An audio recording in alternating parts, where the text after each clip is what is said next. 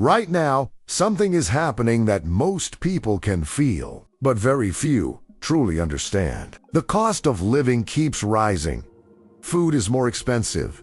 Housing is more expensive. Energy is more expensive. At the same time, interest rates are climbing. Debt is getting heavier. Loans are getting more expensive. And for millions of people, it feels like the system is closing in. They work, they earn, they save. And somehow, they still fall behind. But here's the part that almost nobody talks about. This environment is not just destroying money, it is redistributing it. Because while most people are losing money silently, there's another group quietly making a lot of money. And they are not guessing. They are not lucky. They simply understand how the system works. And once you understand it too, you stop being the one who loses. Loop. The question, because this raises a question that most people never stop to ask. If inflation is rising and interest rates are out of control, why does it feel like everything is getting harder for most people, but somehow easier for others? Where is the money actually going? And more importantly, how can someone position themselves on the side that benefits from this? Problem, what inflation really does. Let's start with inflation. Most people think inflation simply means prices going up, but that's not the full picture. Inflation is not just about prices. It's about the value of money going down. When inflation rises, your money doesn't disappear from your bank account, but its power shrinks. What you could buy before, you can no longer afford in the same way. And this happens slowly, quietly, almost invisibly. That's why most people don't react fast enough, because nothing dramatic happens overnight. But over Chimi, the effect is massive. Agitation, why people lose. Now combine that with rising interest rates. This is where the pressure increases. Higher interest rates make borrowing more expensive. Credit becomes tighter. Businesses slow down. Consumers reduce spending. And suddenly, the entire system becomes more restrictive. But here's where most people get trapped. They do nothing. They keep money sitting still. They try to play safe. But in this environment, playing safe often means losing slowly. Because money that stays still is being eroded by inflation. And decisions made out of fear often happen at the worst possible time. Transition. The system is not random at this point. It starts to feel like the system is broken. But it's not. It's functioning exactly as designed. Because inflation and interest rates are not random. They are tools. They shape the flow of money across the entire economy. They determine where capital goes and where it leaves. Explanation: how money flows. To understand how to make money in this environment, you need to understand one thing. Money is always moving. It never stays still. It flows between assets, sectors, and opportunities. When inflation rises, money starts looking for protection. It moves away from weak positions, and it moves toward assets that can hold or increase value. At the same time, when interest rates rise, the system starts to filter. Weak businesses struggle. Over-leveraged positions break. Speculative money disappears, and stronger opportunities begin to stand out. This is not chaos. This is selection, revelation. Where the money goes. So where does the money go? It doesn't vanish. It shifts. It moves toward assets that benefit from inflation opportunities created by volatility positions that adapt to higher interest rates, and most importantly, it moves toward people who understand this movement. This is the part most people miss. They focus on prices, but they ignore flows. And in financial systems, flows matter more than prices. Who wins? The real difference. The people who win in this environment are not doing something magical. They're doing something different. They understand cycles. They understand that environments change. And instead of reacting, they position. They don't keep money frozen. They move with a system. They don't panic when conditions change. They adjust. And because of that, they are on the receiving side of capital flow. How to make money? The real answer. So how do you actually make money in this kind of environment? Not by guessing, not by chasing hype, and not by reacting emotionally. You make money by aligning yourself with how the system works. That means understanding a few key things. First, money loses value when it stays still during inflation. So the goal is not just to save money, it's to position it. Second, high interest rates create pressure, but they also create opportunity. Because when the system tightens, inefficiencies are exposed, and that creates moments where value appears. Third, you need to think in terms of movement. Where is capital going? What sectors are receiving attention? Where is liquidity increasing? Because money always flows somewhere. And those who follow that flow benefit from it.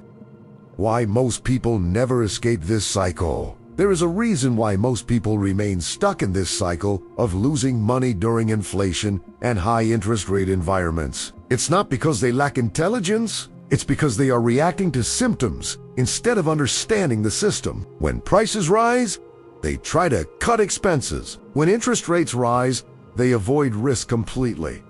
When markets become unstable, they step away. On the surface, these reactions seem logical.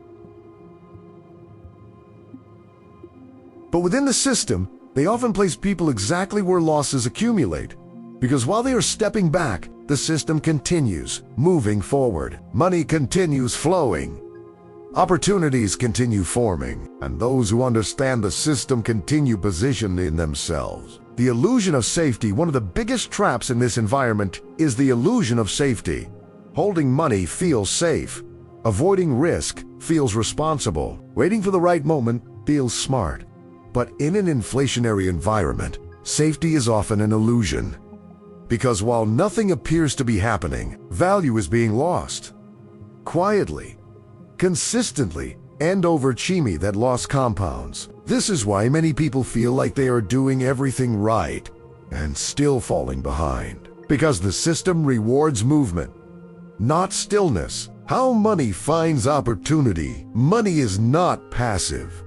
It is constantly searching for opportunity. When conditions change, capital moves.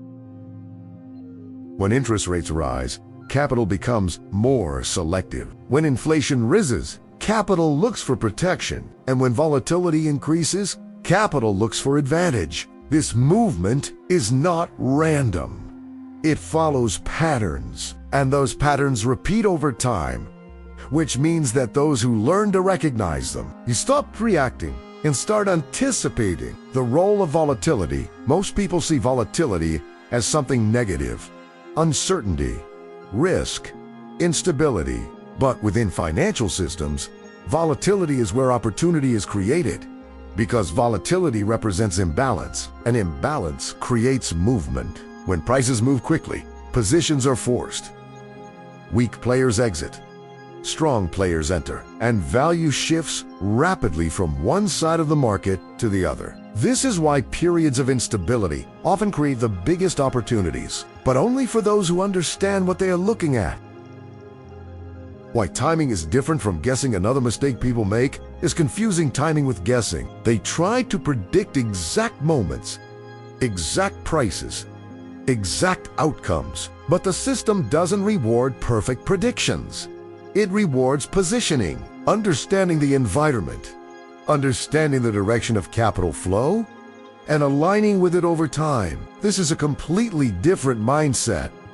Instead of trying to be right at the perfect moment, you are trying to be aligned with the system.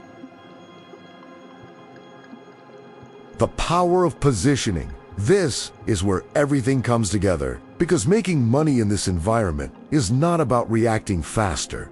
It's about positioning earlier, positioning based on understanding inflation, understanding interest rates, understanding liquidity. When you understand these forces, you stop chasing.